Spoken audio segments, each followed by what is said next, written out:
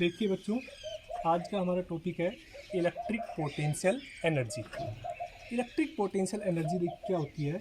सबसे पहले हम बात करते हैं पोटेंशियल एनर्जी के बारे में। पोटेंशियल एनर्जी क्या होती है कि किसी भी सिस्टम की या किसी भी चार्ज की वो एनर्जी जो कोई वर्क परफॉर्म कर सके या किसी दूसरी एनर्जी में कन्वर्ट हो सके, उसको हम क्या बोलते हैं, potential energy of that system. अब देखिए, मान लेते हैं कि ये हमारे पास कोई फ्री स्पेस है, ये फ्री स्पेस है यहाँ तो, इसलिए यहाँ पर मान लेते हैं ना तो इलेक्ट्रिक फील्ड है और ना ही पोटेंशियल है, तो इलेक्ट्रिक फील्ड भी कितना हो जाएगा, जीरो हो जाएगा, और इलेक्ट्रिक पोटेंशियल भी कितना हो जाएगा, जीरो हो जाएगा। इस फ्री स्पेस है। अब हम दो चार्ज कंसीडर करते हैं, मान लेते हैं चार्ज Q1 और Q2। ये कोई दो चार्ज है, ये इनफाइनाइट पर क्या कर रहे हैं, एग्जिस्ट कर रहे हैं। जब दो चार्ज इनफाइनाइट पर है तो उनकी वजह से इलेक्ट्रिक फील्ड और इलेक्ट्रिक पोटेंशियल दोनों क्या हो जाएंगे, जीरो हो जाएंगे। अब हम क्या करते हैं कि अब चार्ज Q1 को हमने क्या किया, मूव किया है इस न्यूट्रल पॉइंट के पॉइंट A पर। अब देखिएगा, जब हमने चार्ज Q1 को मूव किया है पॉइंट A पर, तो इनिशियल केस में ये वाला पॉइंट या ये स्पेस कैसा था, न्यूट्रल स्पेस था।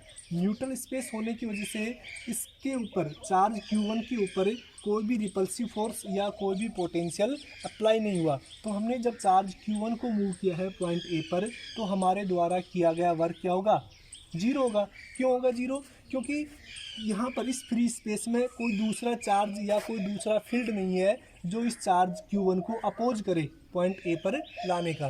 तो मीन्स हमें किसी भी फील्ड के अगेंस्ट कोई वर्क नहीं करना पड़ा या किसी भी पोटेंशियल के अगेंस्ट कोई वर्क नहीं करना पड़ा। इस वजह से जब हम चार्ज Q1 को इस फ्री स्पेस पर लेके आते हैं, इस पॉइंट पर या न्यूट्रल पॉइंट पर लेके आते हैं, तो हमें किया गया वर्क कितना होता है, जीरो होता है। ठीक है, तो ये याद रखिएगा, सिंगल चार्ज की पोटेंशियल एनर्जी कभी भी डिफाइन नहीं होती है।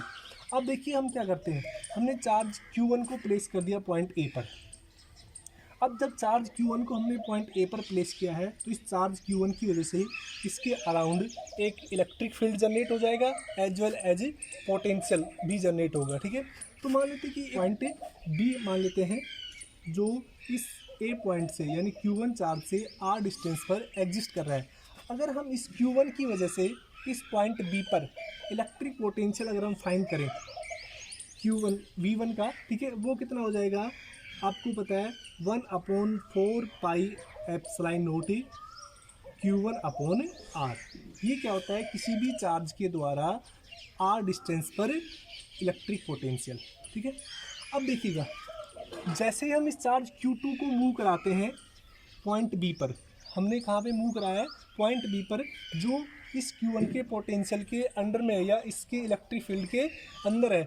जैसे हम इस चार्ज Q2 को मूव कराते हैं पॉइंट B पर, तो इस Q1 की वजह से Q2 पर एक रिपल्सिव फोर्स लगता है, जो इसको क्या करेगा, वापस से रिपेल करेगा, क्योंकि दोनों चार्ज क्या है, पॉजिटिव है। तो हम क्या कर रहे हैं, जब इस चार्ज Q1 को लेके आ रहे हैं पॉइंट B पर, तो हम इस Q1 के पोटेंशियल के अगेंस्ट या इलेक्ट्रिक फील्ड के अगेंस्ट हम क्या कर रहे हैं, एक वर्क कर रहे हैं। हम क्या कर रहे हैं, वर्क कर रहे हैं। कब, जब हम चार्ज Q2 को मूव करा रहे हैं, तो किसके अगेंस्ट वर्क कर रहे हैं, हम चार्ज Q1 के पोटेंशियल के अगेंस्ट क्या कर रहे हैं, हम वर्क कर रहे हैं। ठीक है, तो जब हम चार्ज को मूव कराते हैं, ठीक है ना, then we move charge Q2, then we perform some work against potential of Q1। Q1 के पोटेंशियल के अगेंस्ट हम क्या कर रहे हैं, वर्क कर रहे हैं। ठीक है, तो आपको पता है कि तो वर्क कितना हो जाएगा, V1 इंटू Q2। देखिए, हमने पढ़ा है कि जो पोटेंशियल होता है V क्या होता है, W अपॉन Q। तो यहाँ से अगर हम W निकाल रहे हैं, ठीक है ना, W V1 यानी यहाँ का पोटेंशियल हमने क्या कंसीडर किया हुआ है, V1 कंसीडर किया हुआ है, और Q2 मतलब जिस चार्ज को हम मूव करा रहे हैं उसको। तो यहाँ से देखिएगा, जब हम इसको मूव कराते हैं, W इक्वल टू V1 की वैल्यू कितनी होगी, 1/4 pi epsilon naught Q1 upon r into Q2। अगर हम इसको कैलकुलेट करते हैं तो W इक्वल टू कितना हो जाएगा 1 upon 4 pi epsilon naught Q1 Q2 upon r. This is the work done by moving any charge Q2 from infinite. और वर्क या पोटेंशियल एनर्जी क्या होती हैं, सेम होती हैं। इसी हम इसको क्या लिख सकते हैं, पोटेंशियल एनर्जी लिख सकते हैं। ठीक है, पोटेंशियल एनर्जी का जो सिंबल होगा उसको किससे लिखा जाता है, पोटेंशियल एनर्जी को हम कैपिटल यू से लिखते हैं। तो कैपिटल यू कितनी होगी 1 upon 4 pi epsilon naught Q1 Q2 upon r. ठीक है, अब देखिएगा यहाँ से कुछ एक दो पॉइंट है जिसको आपको ध्यान रखना है। Q1 और Q2 ग्रेटर देन जीरो है, ग्रेटर देन जीरो यानी Q1 और Q2 का प्रोडक्ट ग्रेटर देन जीरो है, यानी दोनों लाइक चार्ज है, या तो दोनों प्लस चार्ज हो सकते हैं या दोनों नेगेटिव चार्ज हो सकते हैं। उस केस में जो पोटेंशियल एनर्जी है U वो हमेशा कैसी होगी, पॉजिटिव होगी। ठीक है, अगर Q1 और Q2 ये लेस देन जीरो है, यानी Q1 और Q2 ये दोनों अनलाइक चार्ज है, उस केस में पोटेंशियल एनर्जी है वो कैसी होगी, नेगेटिव होगी। ये आपको एक दो एग्जांपल समझा देते हैं कैसे आपको फाइंड आउट करना है। जैसे आपको दिया गया है कि ये कोई ट्राइंगल है, इक्विलेटरल ट्राइंगल है ABC, एक इक्विलेटरल ट्राइंगल है जिसकी साइड कितनी है, A है, और कोई चार्ज Q1 Q2 और Q3 इनके तीनों वर्टेक्स A1 A2 और A3 पर रखे हुए हैं। ठीक है, अब आपसे पूछा जाता है कि इस सिस्टम की total potential energy find out कीजिए। तो हमें पता है कि पोटेंशियल एनर्जी क्या होती है 1 upon 4 pi epsilon naught Q1 Q2 upon r. ये किसी भी दो चार्ज Q1 और Q2 के बीच की पोटेंशियल एनर्जी होती है।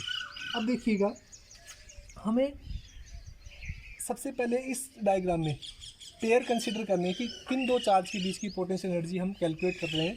फर्स्ट केस में हम मान लेते हैं कि A और B, जो A और B पॉइंट पर जो चार्ज रखे हैं उनके बीच की जो पोटेंशियल एनर्जी होगी वो कितनी होगी 1 upon 4 pi epsilon naught Q1 Q2 upon distance, यानी यहाँ पर डिस्टेंस कितनी दे रखी है आपको, A दे रखी है। ऐसे ही जो पोटेंशियल एनर्जी है B और C के बीच की, क्योंकि ये भी एक पेयर हो गया, तो यहाँ से कितना हो जाएगा 1 upon 4 pi epsilon not Q2 Q3 upon A।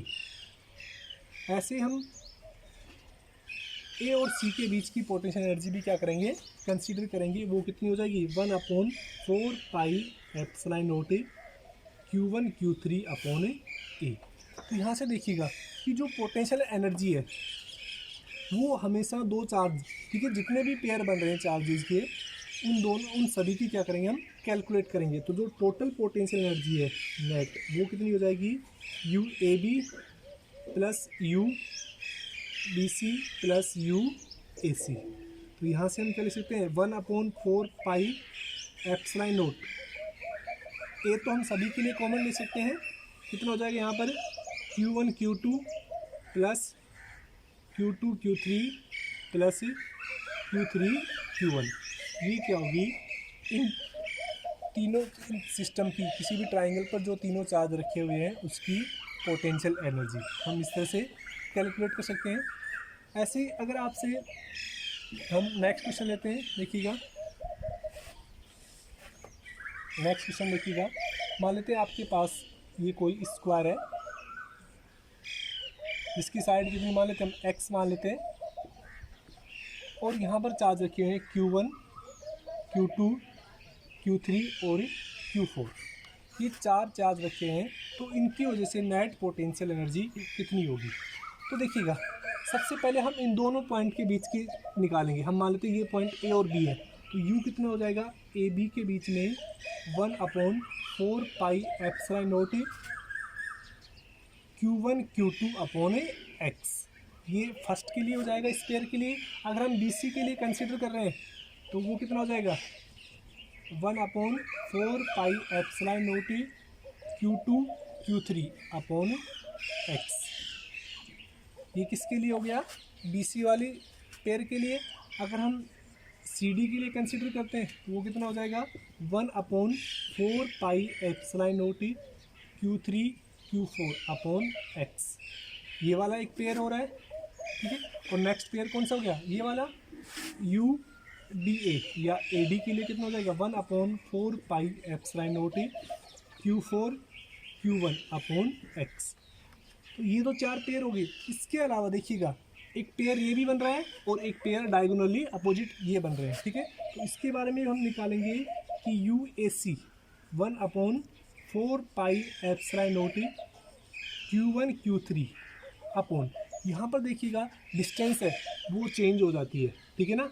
Diagonal होता है किसी भी स्क्वायर का, जो डायगोनल है वो कितना होता है √2 टाइम ऑफ ए साइड हो गया, ठीक है।